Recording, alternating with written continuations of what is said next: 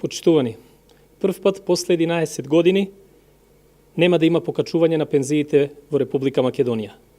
СДС го укина зголемувањето на пензиите. СДС вчера пред очите на целата јавност одлучи пензиите на пензионерите да не се зголемат.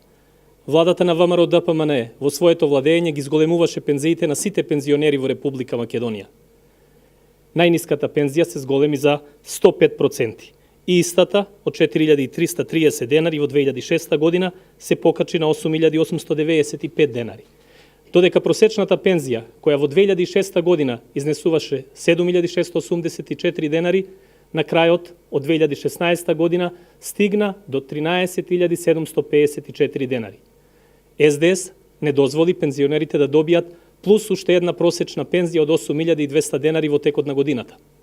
СДС треба пред пензионерите и целата јавност да одговори зошто се против зголемување на пензиите на пензионерите. Тие само докажуваат дека партиските интереси им се многу поважни од интересите на граѓаните.